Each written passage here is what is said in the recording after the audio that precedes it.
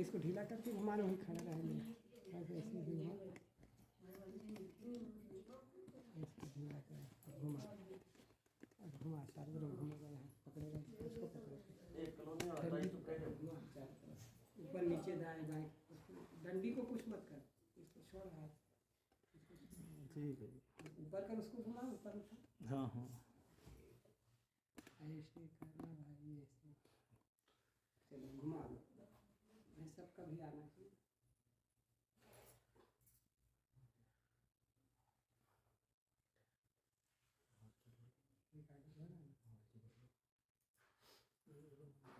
ठीक है बस हो गया, आरती बोलो, घुमा देना आरती में, खड़े हो जा।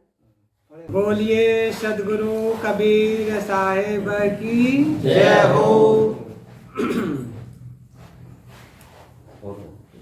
आज आपके ग्राम बेगावली, जिला फाजिल्का, पंजाब, और मदन जी के आंगन में सत्संग का छोटा आयोजन रखा गया है।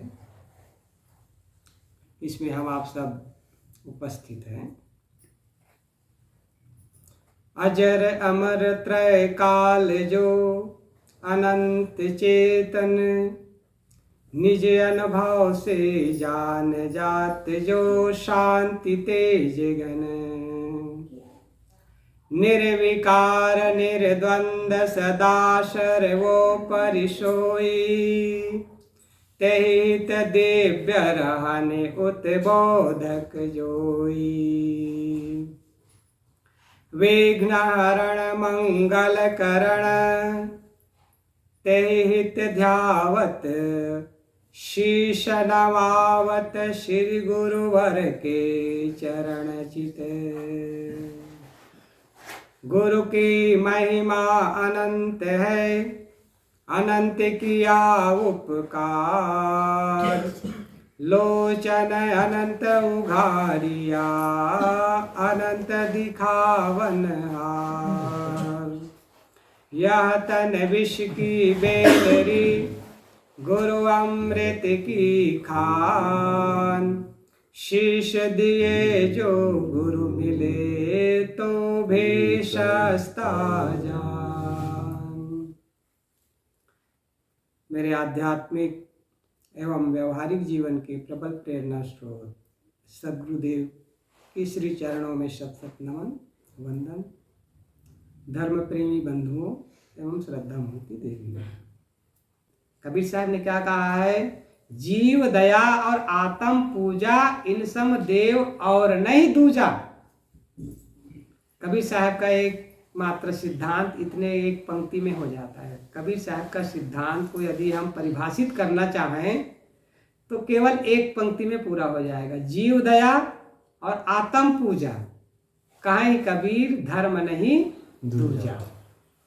बस एक पंक्ति में कबीर साहब का पूरा सिद्धांत आ गया। जीवों पर दया करना और आत्मा की पूजा करना। पूजा कहाँ करते हैं? पूजा करने कहाँ जाते हैं लोग? मंदिर में जाते हैं, भगवान की पूजा करना चाहते हैं। कबीर साहब कहाँ कह रहे हैं? किसकी पूजा करने कह रहे हैं? अब प्रसंग हम बदल रहे हैं, है ना? कहाँ पूजा करने जाते हैं? मंदिर में जाते हैं भाई। मंदिर में भगवान है कि पत्थर है? बताएं, हम प्रश्न करके चालू करेंगे, है ना? मंदिर में क्या है? मंदिर में पत्थर है ना। भगवान है कि पत्थर है? पत्थर है। पत्थर को एक आकार दे दिया गया है, सीमेंट को एक आकार दे दिया गया है। यदि धातु है तो धातु को एक आकार दे दिया गया है। वो भगवान कैसे हो गया भाई? मंदिर में जो भी आकृति है वो कोई महापुरुष रहे होंगे, इंसान रहे होंगे, उसकी वो प्रतिकृति है, वो भगवान नहीं है। एक बार बंद करके और चालू कर देना इसको। मैं कह रहा था कि कबीर साहब का सिद्धांत है जीव दया और आत्म पूजा, इन समदेव और नहीं दूजा। तो मंदिर में लोग जाते हैं भगवान मान करके पत्थर की मूर्ति को पूजते हैं, वो पत्थर भगवान नहीं होता है, किंतु वो जिस महापुरुष को भगवान कहा जाता है उसकी वो प्रतिमूर्ति होती है, चित्र होता है, प्रतिबिंब होता है। बिंब अलग होता है, प्रतिबिंब अलग होता है ना। व्यक्ति अलग होता है, व्यक्ति का फोटो अलग होता है। अब हम क्या कर रहे हैं, प्रतिबिंब को ही बिंब मान लिए। अब कोई कहे कि हमको दूध चाहिए, दूध चाहिए तो गाय या भैंस होगी तो दूध मिलेगा। अब कोई कहे कि हमको गाय भैंस नहीं पालना है, गाय भैंस नहीं रखना है, हमको केवल दूध चाहिए, तो कोई उपाय बताएगा, अरे ऐसे कर लो, कागज का एक फोटो बना लो गाय का बड़ा सा और उससे मांग लो, दूध मांग लो, दूध मिल जाएगा। फोटो गाय का है ना, भैंस का है ना, क्या उससे दूध मिल सकता है? नहीं मिल सकता है। दूध चाहिए तो गाय और भैंस जीवित चाहिए ना। और जब सुख चाहिए, धन चाहिए, पुत्र चाहिए, परिवार चाहिए, नौकरी चाहिए, तब मंदिर में जाकर के किससे मांग रहे हैं?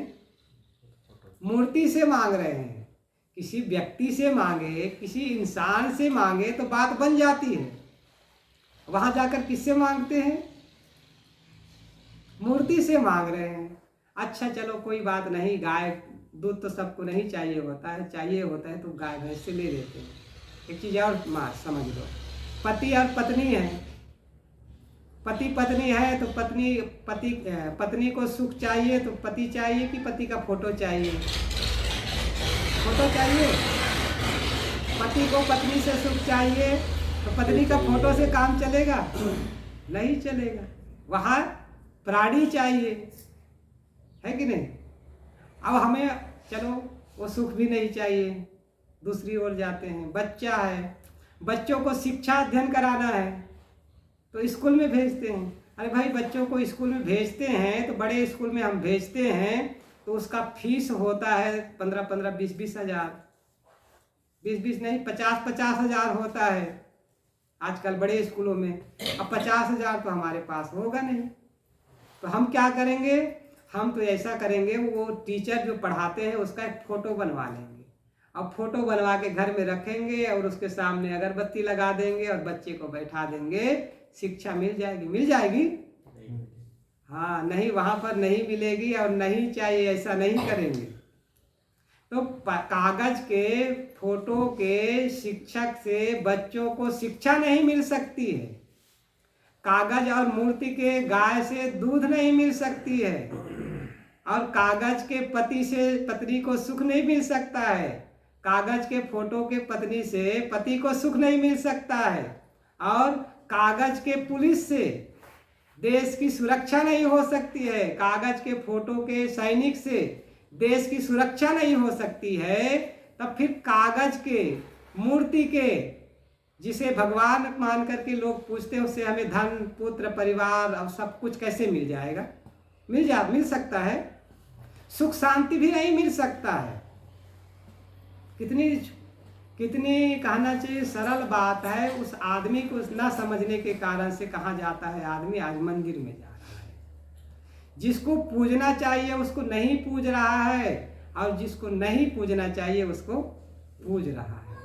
घर में है माता पिता, उसको नहीं पूजेंगे, माता पिता का सम्मान नहीं करेंगे। कहाँ? मंदिर में। मंदिर के जो माता है वो माता है, घर की बूढ़ी माँ नहीं है। जिसने 9 महीना अपने गर्भ में रख करके पैदा करी, कठिन दुख सह करके पैदा की, अब पैदा करने के पश्चात 2 साल 3 साल तक के वो दूध पिलाई, 2 साल दूध, 1.5 साल दूध पिलाई, उसके बाद गीले में सो करके सूखे में सुलाई।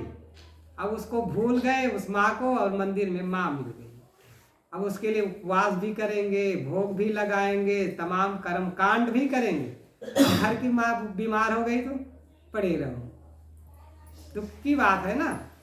घर की माँ का आदर नहीं हो रहा है, मंदिर के जो पत्थर और कागज की माँ है उसका तो सम्मान हो रहा है। वो जो खाती नहीं उसको खिला रहे हैं, जो खाती है उसको खिला नहीं रहे हैं। तो असली माता पिता माता पिता ही असली देव है। गृहस्थी में है तो माता पिता को आदमी पूजता नहीं है। वैसे तो आत्मा सर्वोपरि देव है, किंतु व्यवहारिक जीवन में माता पिता भी देव रूप होते हैं। इसलिए हमारे शास्त्रों में कहा गया है मातृदेवो भव, पितृदेवो भव, आचार्य देवो भव, अतिथि देवो भव।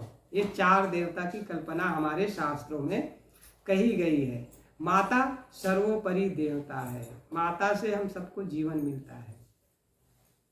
किसी ने बहुत सुंदर गाया है, माता का उपकार कितना बड़ा होता है। आप लोग भी पीछे से दोहरा सकते हैं।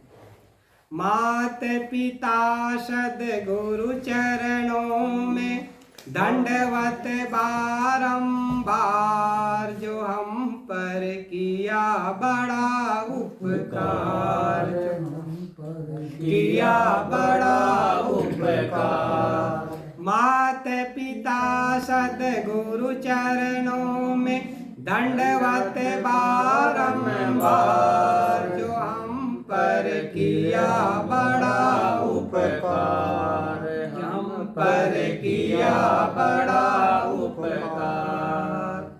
मात पिता सद्गुरु चरणों में दंडवत बारंबार, जो हम पर किया बड़ा उपकार, हम पर किया बड़ा उपकार।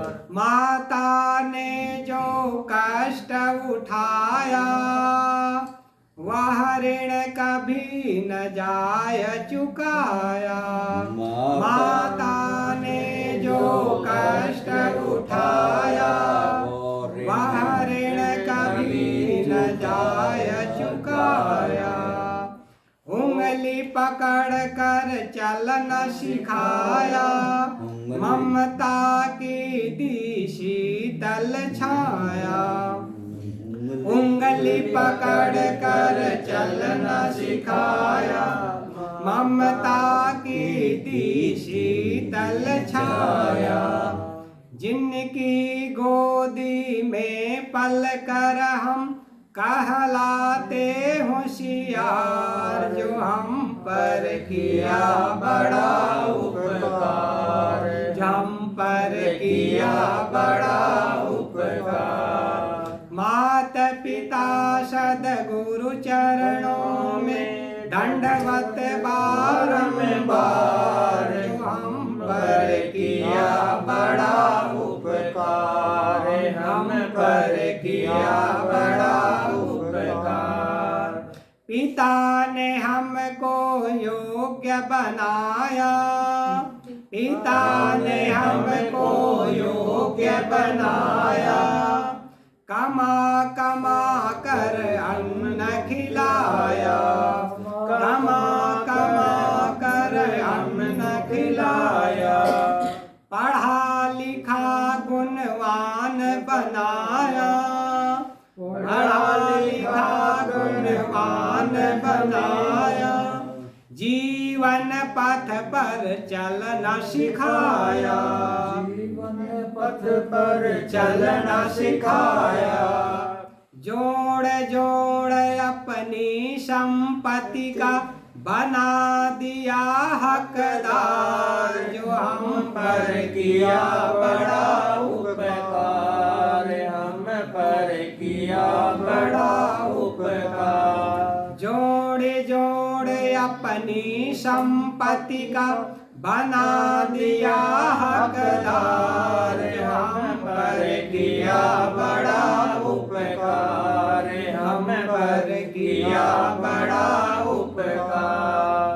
मात पिता सद्गुरु चरणों में दंडवत बारंबार, हम पर किया बड़ा उपकार, हम पर किया बड़ा उपकार। तत्वज्ञान गुरु ने दर्शाया, तत्वज्ञान गुरु ने दर्शाया। अंधकार को दूर भगाया, अंधकार को दूर भगाया। भक्ति दीप जलाकर, हृदय में भक्ति दीप जलाकर, गुरु भक्ति का मार्ग दिखाया, गुरु भक्ति का मार्ग दिखाया। जो भी उनकी शरण में आते कर देते उद्धार, जो हम पर किया बड़ा उपकार, हम पर किया बड़ा उपकार। मात पिता सद्गुरु चरणों में दंडवत बारंबार, हम पर किया बड़ा उपकार, हम पर किया बड़ा उपकार। पूर्व पुण्य से नर तन पाया, पुण्य से नर तन पाया, संत मिलन का साज सजाया, संत मिलन का साज सजाया। पूर्व पुण्य से नर तन पाया, संत मिलन का साज सजाया। बल बुद्धि और विद्या देकर सब जीवों से श्रेष्ठ बनाया, बल बुद्धि और विद्या देकर सब जीवों से श्रेष्ठ बनाया। बिना स्वार्थ के कृपा करे वह इतने बड़े उदार, जो हम पर किया बड़ा उपकार, हम पर किया बड़ा उपकार। मात पिता सद्गुरु चरणों में दंडवत बारंबार, हम पर किया बड़ा उपकार, हम पर किया बड़ा उपकार। बोलिए सद्गुरुदेव की जय। तो कहने का तात्पर्य है कि माता पिता गुरु का कितना बड़ा उपकार होता है। माता असली देवता है। आज मानते हैं लोग? नहीं। वो मंदिर के भगवान को देवता मान लेंगे, भगवान की मूर्ति को देवी मान लेंगे, लेकिन माता पिता को कहेंगे तुमने क्या किया। जब बड़ा जवान हो जाता है, बेटा बेटी जवान हो जाते हैं, बड़े हो जाते हैं, तब कहने लग जाते हैं तुमने क्या किया हमारे लिए। कहने लगते हैं कि नहीं लगते? कह भी देते हैं माता पिता को। और जब माता पिता को कह देते हैं तो माता पिता को दुख होता है। क्यों दुख होता है? क्योंकि वो पालते हैं, पोसते हैं और बड़ा करते हैं, पढ़ाने लिखाने का खर्च करते हैं, योग्य बना देते हैं, और वही बच्चा जबान लड़ाने लगता है और कह देता है कि तुमने क्या किया। तब फिर माता पिता को दुख होता है। दुख होना ही है, क्योंकि जिनको पढ़ाया लिखाया सब कुछ किया, और वो ये समझता है कि माता पिता ये सोचते हैं कि कम से कम बेटा हमसे प्रेम से बोले, हमारी बातों को माने, आज्ञा का पालन करें और अच्छे मार्ग पे चले। यही तो माता पिता चाहते हैं ना। और बच्चे जब नहीं चलते हैं तो माता पिता को दुख होना स्वाभाविक है। और ये क्यों होता है? बच्चा कहता भी क्यों है? इसका मतलब ये नहीं है कि माता पिता संस्कार देना नहीं चाहते हैं, ऐसा भी बात नहीं है।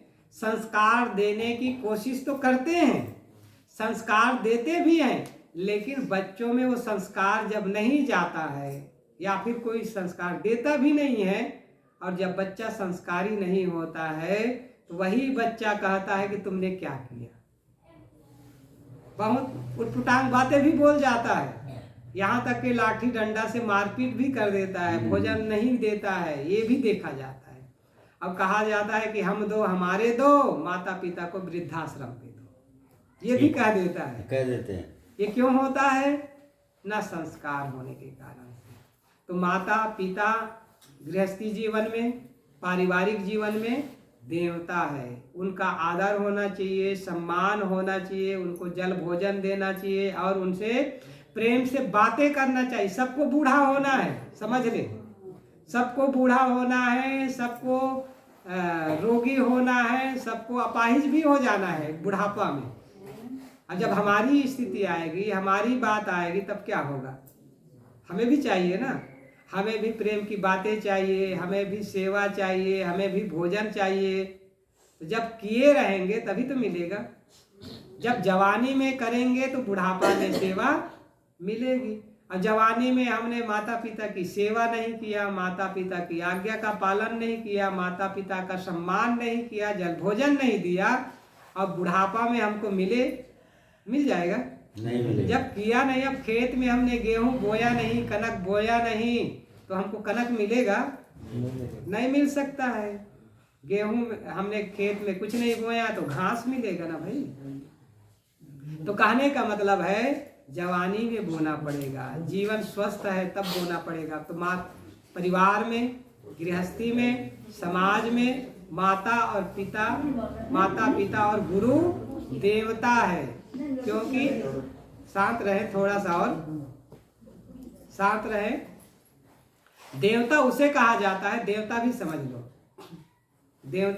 लो, देवता किसे कहा जाता है। देवता की परिभाषा करते हुए हमारे मनीषियों ने कहा है, ददाति नित्यम स देवा, जो निरंतर रोज देता है उसे देवता कहा जाता है।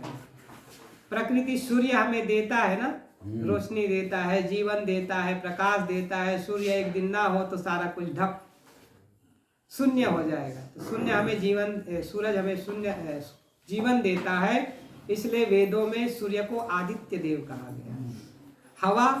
हवा एक क्षण ना मिले तो प्राण पखेरु राम नाम सत्य हो जाएगा, उड़ जाएगा ना। इसलिए हवा को क्या कहा गया? मरुत देव कहा गया ना, देवता है। वो हमें जीवन दे रहा है ना, रोज दे रहा है, निरंतर दे रहा है जीवन। अब एक दिन पानी ना मिले तो क्या हो जाएगा? डिहाइड्रेशन हो जाएगा, राम नाम सत्य हो जाएगा। पानी भी दे रहा है ना, जीवन दे रहा है। पानी को भी क्या कहा गया? वरुण देव कहा गया, नाम बदल दिया गया है। पानी जीवन देता है, इसलिए वरुण देवता मान करके उसकी उपासना क्या करना है? उसका आदर, उसको गलत ना हो, गंदा ना हो, दुरुपयोग ना हो, उसको सुरक्षित रखने का काम करे। यही है उसकी पूजा। मंदिर में जाके अगरबत्ती जलाना, दीप धूप और फल पुष्प चढ़ा करके उसकी पूजा आरती करना ही नहीं है पूजा। तो मरुत देव, वरुण देव, आदित्य देव और पृथ्वी को पृथ्वी माता कहा गया है ना। माता मान के उसको कहा गया कि माता वंदनीय है, पूजनीय है। क्योंकि आधार ना हो, दलदल में हमारा जीवन नहीं बीतेगा। समतल चाहिए, आधार चाहिए, ठोस जमीन चाहिए, उसमें हमें जीवन मिलता है। तो ये प्राकृतिक शक्ति के देवता है। सूर्य, चंद्रमा को भी कह दिया जाता है, पानी, हवा और धरती। और प्राणी जगत में माता पिता को देवता कहा गया। माता हमेशा देती है। जब वो काम करने नहीं लायक रहती तब क्या करती है? उनके सामने हम बोलते हैं, प्रणाम करते हैं तो आशीर्वाद देती है ना। माता पिता देते हैं ना, तो दे रहे हैं इसलिए देवता है कि नहीं। और मंदिर का भगवान देता है, आशीर्वाद देते सुने हैं?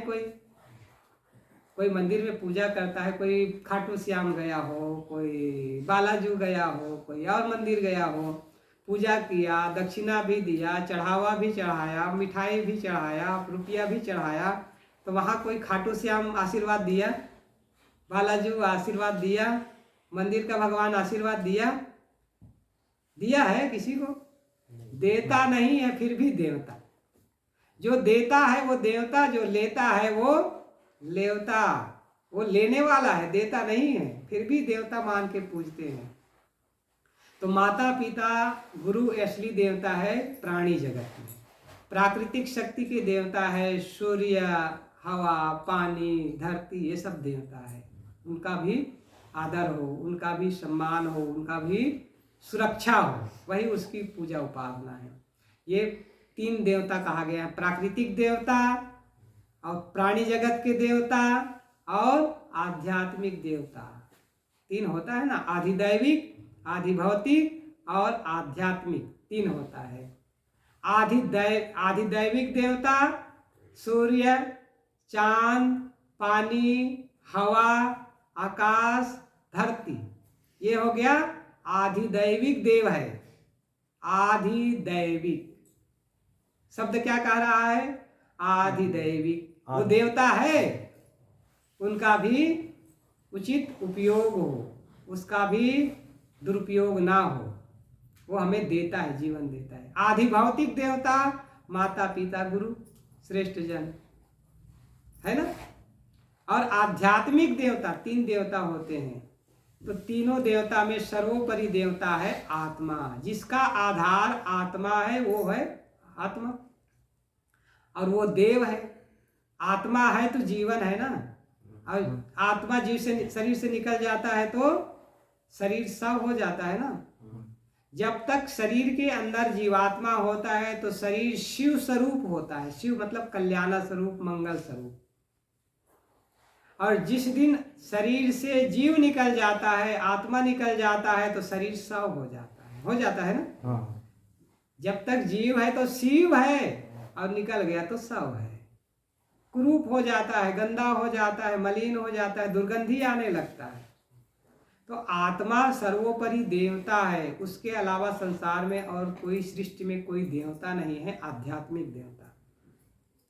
और आज आदमी आत्मा को नकारता है, जीव को नकारता है। अब कोई कह सकता है आत्मा नहीं कहेंगे, जीव कहेंगे। कोई कह सकता है जीव कहेंगे, आत्मा नहीं कहेंगे। कोई कहेंगे पुरुष कहेंगे, आत्मा जीव नहीं कहेंगे। कोई कहेंगे ब्रह्म कहेंगे।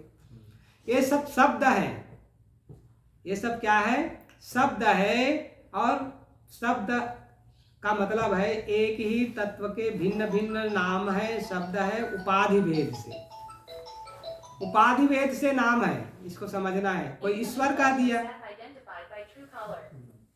तो ईश्वर भी एक शब्द है। शास्त्रों में क्या कहा गया है? ईश्वरः सर्वभूतानां तिष्ठति दासांगुलम। ईश्वर कहाँ है? ईश्वर स्थित है, नाभि से 10 अंगुल ऊपर हृदय में बैठा हुआ है। जीव को ईश्वर कहा ना। ईश्वर क्यों कह दिया गया? तो ईश्वर इसलिए कह दिया गया, ई शब्द हमेशा संकेत करता है। ई जब इधर आता है कोई आदमी, अरे इधर आ रहा है, इधर आ रहा है, कहते हैं ना। ई शब्द पहले कहते हैं इधर आ रहा है। ई शब्द संकेत करता है। और जब दूर जा रहा है तो वो जा रहा है। वो शब्द से संकेत करते हैं, दूर के लिए वो और नजदीक के लिए ई। तो संकेत में कहा जा रहा है ई। संकेत भीतर की ओर हुआ ना, नजदीक की ओर स्वर। क्या कह रहा है? भीतर से स्वर निकालता है, वही है ईश्वर। ये परिभाषा है। ईश्वर कहीं आकाश में नहीं है, ईश्वर कहीं मंदिर में नहीं है। जो भीतर से आवाज निकालता है वही ईश्वर है। अब वो पंडित पुरोहित बता देता है ऊपर आकाश में है, उसकी पूजा करोगे, आराधना करोगे तो खुश होगा। अब ईश्वर तो घट में बैठा हुआ है।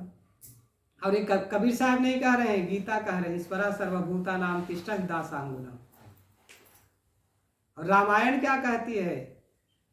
रामायण करे, अस प्रभु हृदय अछत अविकारी, दीन जान सब जीव दुखारी। अस प्रभु, जिस प्रभु को पाना चाहते हो, ईश्वर परमात्मा भगवान, वो कहाँ है? हृदय। अस प्रभु हृदय अछत अविकारी, वो अक्षत है, अविकारी है, अविनाशी है। अब उसको न जानने के कारण से दीन जान सब जीव दुखारी। ये कबीर साहब नहीं कह रहे हैं, ये रामायण में गोस्वामी जी कह रहे हैं। जो गोस्वामी जी की उपासना के केंद्र में महाराज श्री राम थे, महाराज श्री राम को परम ब्रह्म परमात्मा मानते थे, भगवान मानते थे, परम उपास्य मानते थे। वो क्या कह रहे हैं? जिस प्रभु को पाना चाहते हो, भगवान को पाना चाहते हो, वो परमात्मा भगवान तुम्हारे हृदय में है। तो कोई कहीं भी बता लेगा, कहीं भी उपासना का केंद्र चुन लेगा, कहीं भी जाएगा भगवान ईश्वर परमात्मा पाने के लिए, उसको अंतिम में लौट कर कहाँ आना पड़ेगा? आत्मा को ही परमात्मा मानना पड़ेगा। उसके अलावा कोई परमात्मा है भी नहीं, उसके अलावा कोई ईश्वर है भी नहीं, उसके अलावा कोई भगवान है भी नहीं जो मिलेगा कहीं। यदि हम ऊपर आकाश में खोजेंगे तो केवल शून्य आकाश मिलेगा, पानी में खोजेंगे तो पानी मिलेगा, पानी में खोजेंगे तो क्या भगवान मिल जाएगा? नहीं मिलने वाला है। हाँ, मनुष्यों के हृदय में ढूंढेंगे, अपने हृदय में ढूंढेंगे तो हमें भगवान परमात्मा ईश्वर जरूर मिल जाएगा। परमात्मा भी एक शब्द है, वो एक उपाधि है। कैसे उपाधि है? जैसे आत्मा भी एक उपाधि है जीव का, वैसे परमात्मा शब्द भी एक उपाधि है। परम धन आत्मा बराबर परमात्मा। दुष्ट आत्मा है ना, पाप आत्मा, उसमें भी आत्मा है। दुष्ट कर्म किए दुष्ट आत्मा, पाप कर्म किए पाप आत्मा, वही आत्मा है। एक ही व्यक्ति है, दुष्ट कर्म किए दुष्ट आत्मा, दुष्ट कर्म छोड़ के पाप कर्म करने लगा पाप आत्मा। लोगों ने समझाया, अरे पाप कर्म करते हो फल मिलेगा, तब कैसे होगा? आदमी समझा, अब दान करने लगा, सेवा करने लगा, परोपकार करने लगा, अब क्या कहेंगे उसको? पुण्यात्मा। आत्मा वही है, कर्म के आधार पर उसकी विशेषता बदलती चली जा रही है। अब लोगों ने कहा, रे अपने तो पिछले जन्म में, इस समय तो दान पुण्य सेवा परोपकार कर रहे हो, लेकिन पिछले तो बहुत गलत किए हो, उसका फल कटने वाला नहीं है, उसका फल तो मिलेगा। तब उसने पूछा क्या करना चाहिए? उसने कहा संयम करो, साधना करो, तपस्या करो और मुक्त हो जाओगे तो सारा कर्म फल समाप्त हो जाएगा। अब क्या करने लगा आदमी? बंद कर दो।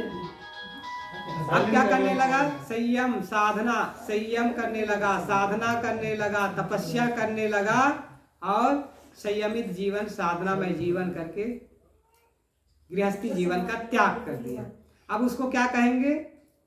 महान काम करने वाला महात्मा। आत्मा वही है, अब महान आत्मा हो गया ना। अब महान आत्मा संयम साधना तपस्या और ज्ञान ध्यान में जीने लगा। जीते जीते जीते अपने जीवन को, तन मन और जीवन को बिल्कुल पवित्र कर लिया। पवित्र जीवन, पवित्र आत्मा ही परमात्मा। ये उपाधि है ना, शब्द है, शब्द में अर्थ है, केवल उपाधि के अंतर से अलग अलग नाम रखा गया है। ईश्वर जो स्वर निकालता है इसलिए वो ईश्वर है, पवित्र आत्मा हो गया तो परमात्मा है, और ब्रह्म स्वरूप अकेला हो गया, निर्द्वंद हो गया तो ब्रह्म स्वरूप हो गया। ब्रह्म भी एक शब्द है उसी का। अब कोई कह सकता है भगवान तो अलग होता है, तो भगवान का अर्थ भी समझ ले।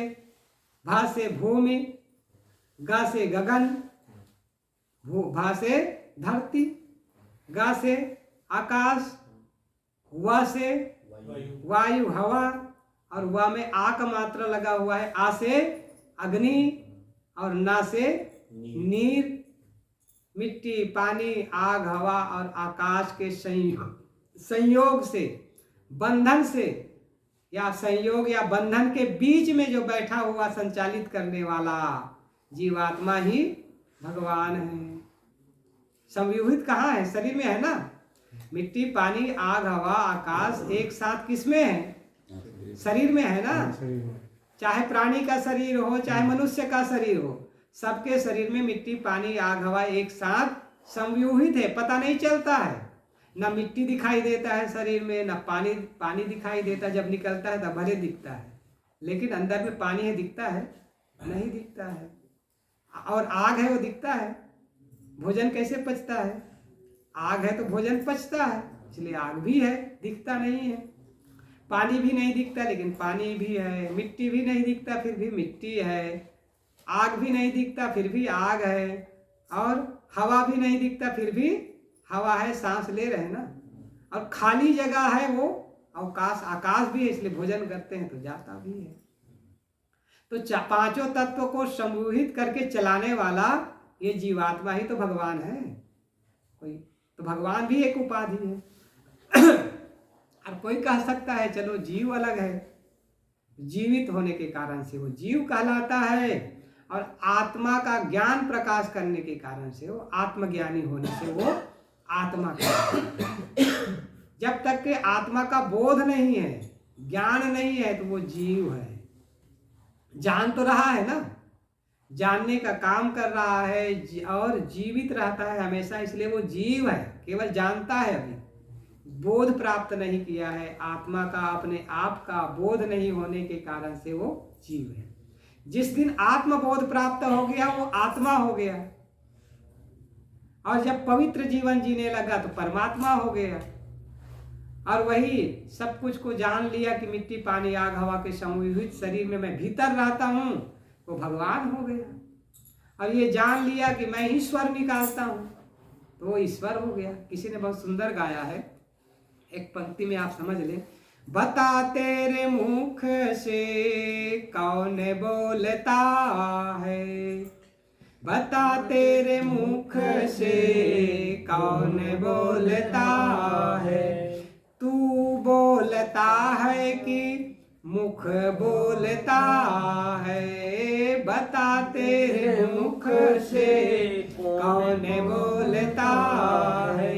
ये मैं की आवाज आती कहाँ से, ये मैं की आवाज आती कहाँ से, बैठा वहाँ कौन आती जहाँ से, बैठा वहाँ कौन आती जहाँ से।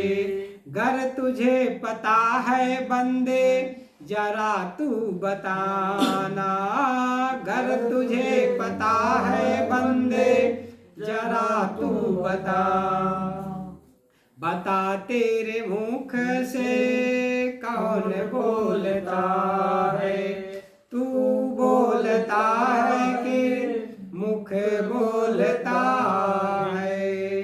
कौन बोलता है? मुख बोलता है, मुख बोलता है, मुख नहीं आप बोलता है वो। हाँ, आप बोलता है, जीव बोलता है। जीव निकल गया तो बोलना बंद हो जाता तो है। फिर रह जाता है, तो मरे बाद में देखना, सुनना, जानना, बोलना सब कुछ बंद हो जाता है।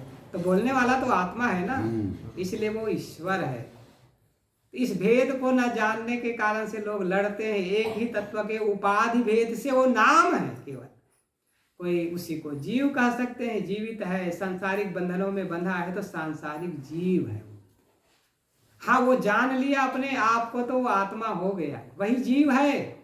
लेकिन जीव भी कह सकते हैं, लेकिन जीवात्मा कहेंगे उसको। वो अपने आप को जान लिया, बोध प्राप्त कर लिया, मैं शुद्ध जीवात्मा हूँ, मेरे अलावा कोई दूसरा परमात्मा नहीं है। वो बोध हो गया तो जीवात्मा हो गया, वही जीव। और वो जान लिया कि मैं ही स्वर निकालता हूँ, मेरे रहने से ही देखने, सुनने, जानने की क्रिया होती है, वो ईश्वर हो गया। और वो जान लिया कि मैं ही संविहित करके शरीर को संचालित करता हूँ, वो भगवान हो गया। और साधना संयम करके पवित्र जीवन जीता है, परमात्मा हो गया। तो वही ब्रह्म है, वही जीव है, वही आत्मा है, वही पुरुष है, वही परमात्मा है, वही भगवान है, वही ईश्वर है। और इस भेद को न जानने के कारण से आज आदमी भटक रहा है, खोज रहा है, बाहर मंदिर में खोजता है, मस्जिद में खोजता है और तीर्थों में खोजता है। कबीर साहब क्या कहते हैं? मोको कहाँ ढूंढे बंदे मैं तो तेरे पास में, ना तीरथ में, ना मूरत में, ना काशी कैलाश में, खोजी होए तुरंत मिल जाऊं पल भर की तलाश में। खोजना पड़ेगा, कहाँ? बाहर नहीं, भीतर खोजना पड़ेगा। बाहर खोजते खोजते खोजते, ढूंढते ढूंढते सुख जरूर जाएंगे, लेकिन सुख नहीं मिलेगा, परमात्मा नहीं मिलेगा। और भीतर खोजेंगे तो भीतर एक पल में वो सुख मिल जाएगा, परमात्मा मिल जाएगा, क्योंकि वो भीतर रहता है, बाहर तो रहता नहीं। आज आदमी उस परमात्मा को, उस भगवान को मंदिर में खोजता है, मंदिर में, तीर्थों में खोजता है, गुरुद्वारा में खोजता है, पेड़ों में खोजता है, पहाड़ों में खोजता है, नदियों में भी खोजता है। और नहीं खोजता है तो कहाँ? अपने घट में नहीं खोजता है। अब है वस्तु अंतः खोजे, अंतः क्यों कर आवे हाथ, सज्जन सोई सराहिए पारख राखे साथ। अब हमने पैसा कहाँ रखा है? बक्से में। अब खोज कहाँ रहे हैं? किचन में। मिलेगा? पैसा कहाँ रखे हैं? तिजोरी में, बक्से में। अब उस पैसे को हम भूल गए और भूल करके खोजने लगे रसोई के डिब्बे में, तो मिलेगा? नहीं मिलने वाला है। यही दशा हो रही है। वस्तु अंतय, हमारा जो वस्तु है, हमारा जो धन है, हमारा जो कीमती चीज है, वो रखा हुआ है भीतर, और हम खोज रहे हैं मंदिर में, खोज रहे हैं तीर्थों में, खोज रहे हैं पहाड़ों में, खोज रहे हैं वैष्णव देवी में, खोज रहे हैं बद्रीनाथ में, खोज रहे हैं केदारनाथ में, खोज रहे हैं गंगोत्री में, खोज रहे हैं प्रयाग में, खोज रहे हैं बनारस में, खोज रहे हैं अयोध्या में, खोज रहे हैं मथुरा में। तो सब जगह मिलेगा?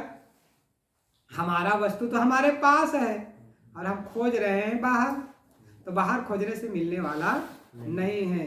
और जब नहीं मिलेगा तो तृप्ति भी नहीं मिलेगी, शांति भी नहीं मिलेगी, सुख भी नहीं मिलेगा। फिर हम प्यासे रहेंगे। तब कबीर साहब को कहना पड़ा, पानी में मीन प्यासी, मैं सुन सुन आवे हासी, आत्म ज्ञान बिना नर भटके, कोई मथुरा कोई काशी।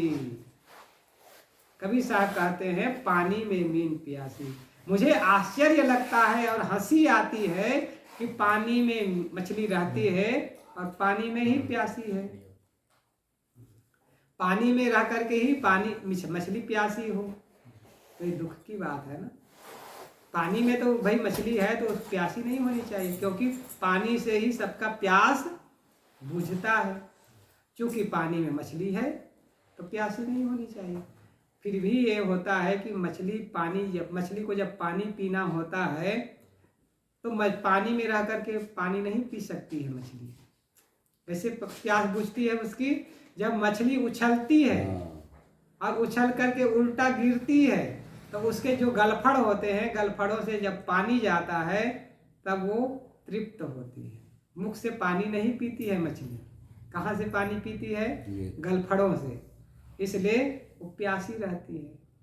ठीक वैसे ही आदमी को परमात्मा कहाँ से मिलेगा? आंखों से नहीं मिलेगा, कान से परमात्मा के शब्द श्रवण करने से भी नहीं मिलेगा, जीभ से उसका रस लेने से भी नहीं मिलने वाला है, और चाम से स्पर्श करके भी नहीं मिलने वाला है। मिलेगा कहाँ से? मन से चिंतन करने से मिलेगा। अब आदमी क्या करता है? आंख, नाक, कान, जीभ, चाम से परमात्मा को भी पाना चाहता है। मंदिर में क्या करता है? आंख से देखना चाहता है ना, आंख से पाना चाहता है। परमात्मा आंख से देखने के, दर्शन करने का वस्तु नहीं है। किससे? मन से चिंतन करके प्राप्त करने का वस्तु है, अनुभव करके पाने का वस्तु है, और हम पाना चाहते हैं आंख से। गलत हो गया ना। तो इसीलिए कबीर साहब कह रहे हैं, पानी में मीन प्यासी, मैं सुन सुन आवत हासी, आत्म ज्ञान बिना नर भटके, कोई मथुरा कोई काशी। आत्मज्ञान के बिना आदमी उसे पाने के लिए मथुरा जाता है, कैलाश जाता है, अयोध्या जाता है, प्रयाग जाता है, संगम में डुबकी लगाता है, और वैष्णव देवी जाता है पहाड़ों में, केदारनाथ जाता है, बद्रीनाथ जाता है, कैलाश पर्वत जाता है, और वहाँ शिव जी का दर्शन हो जाए, राम का दर्शन हो जाए, कृष्ण का दर्शन हो जाए, विष्णु का दर्शन हो जाए। भटकता है आदमी, फिर भी उसे मिलता नहीं। क्यों? क्योंकि वो तो घट में बैठा है हाजिर ते ही दूर बतावे, दूर की बात निराशी, मैं सुन सुन आवत हासी। है हाजिर, वो हाजिर हजूर घट में है, उसे दूर बता दिया। जो नजदीक है उसको दूर बता दिया, अब दूर भटक रहा है आदमी। तो दुनिया के जितने भी पंडित पुरोहित है, वो सस्ता मार्ग को छोड़ करके कठिन मार्ग, दुर्गम मार्ग, उलझने वाला मार्ग और भटकने वाला मार्ग बता करके लोगों को धन लूटने का काम किया है आज तक। वो उनका धंधा है। नहीं बताएंगे तो वो भटकते रहेंगे और लूटे जाएंगे। तो कबीर साहब का ये सूत्र याद करें, आत्म पूजा जीव दया, और आत्म पूजा कहाँ कबीर धर्म नहीं दूजा। तो ये है कबीर साहब का सिद्धांत, सरल सिद्धांत। इसको समझें और जीवन में धारण करें। हमारा परमात्मा, हमारा प्राप्तव्य, हमारा वस्तु, हमारा सुख, हमारा शांति कहीं बाहर आकाश में मिलने वाला नहीं है, कहीं तीर्थों में मिलने वाला नहीं है, कहीं मंदिर में मिलने वाला नहीं है। यदि मिलेगा तो हमारे घट में मिलेगा, और वो कैसे मिलेगा? आंखों से नहीं मिलेगा, कान से नहीं मिलेगा और चाम से नहीं मिलेगा। मिलेगा किससे? मन को भीतर मुख करना पड़ेगा। मन को अंतर्मुख करके उसका चिंतन करेंगे तो उसका प्राप्तव्य हो जाता है। फिर दुख नहीं होगा सपने में। सुख ढूंढ रहे तुम वन में, गिरगहवर के कंदर में, पर पता नहीं तू पाया वह है तेरे अंदर में। तेरे ही अंतस्थल में सुख सागर लहराता है, पर तू विपन्न हो करके दर दर ठोकर खाता है। घर में, वन में, मंदिर में, सेठों के गोदामों में, नृप के कोषागारों में, नभ के तारों तारों में, पूरब में व पश्चिम में, ठाकुर मंदिर द्वारों में सुख शांति नहीं पाओगे। जब मन विषयों से मुड़कर अपने में आ जाएगा, तब सुख का स्रोत खुलेगा जो है अनंत अपने में। फिर उसको पाकर नहीं होगा दुख सपने में। तो कहने का मतलब है, सार यही है कि जिसे हम पाना चाहते हैं वो हमारे घट में है। हम खुद हैं, है हाजिर ते दूर बता। वो हम खुद हैं, उसे केवल समझना है, जानना है और जान करके चित्त को स्थिर करना है। तो हमारा परमात्मा, हमारा भगवान, हमारा ईश्वर, हमारा परम प्राप्तव्य सुख शांति सब कुछ हमारे भीतर है। वो मिल गया फिर बाहर भटकना नहीं होगा। बोलिए सद्गुरुदेव की जय हो।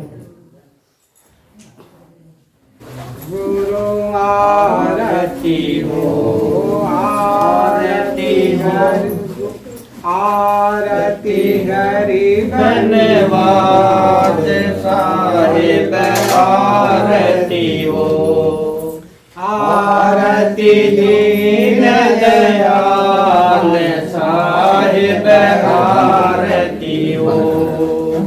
ज्ञान आधार विवेक की बाती, सूरती जोत जहाँ जात साहिब आरती हो।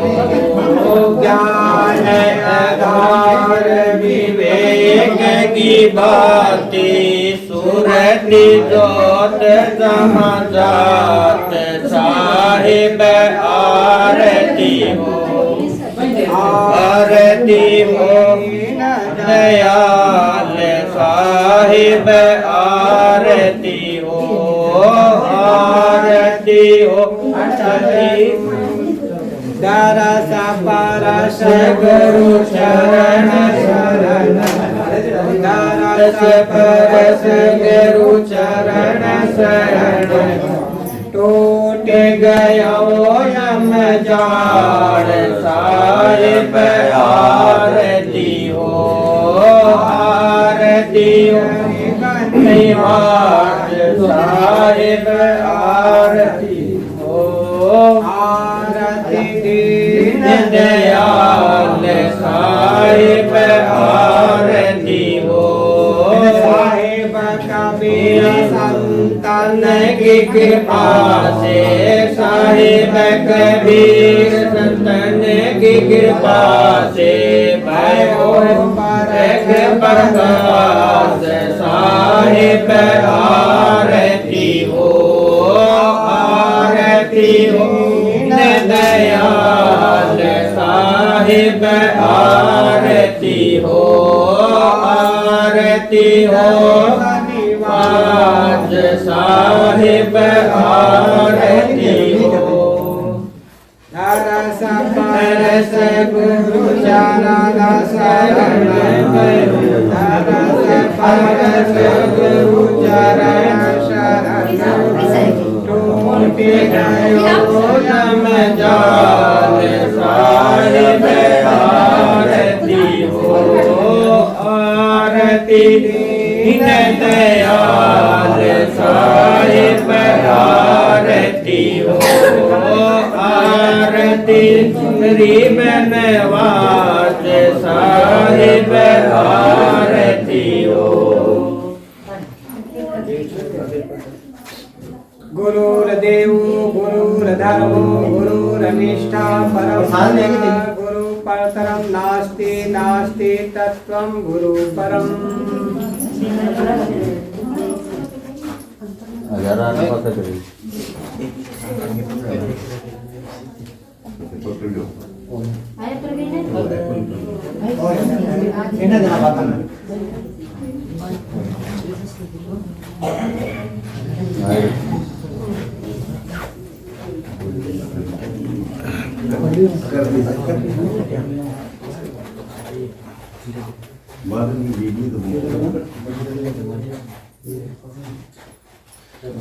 बंदनी है गुरुदेव तुमको, बंदनी है गुरुदेव, बंदनी है गुरुदेव तुमको, बंदनी है गुरुदेव। काल जाल के बंदा है हमारी, काल जाल के बंदा है हमारी, परख दिखायो बेव तुमको, बंदनी है गुरुदेव, बंदनी है गुरुदेव तुमको, बंदनी है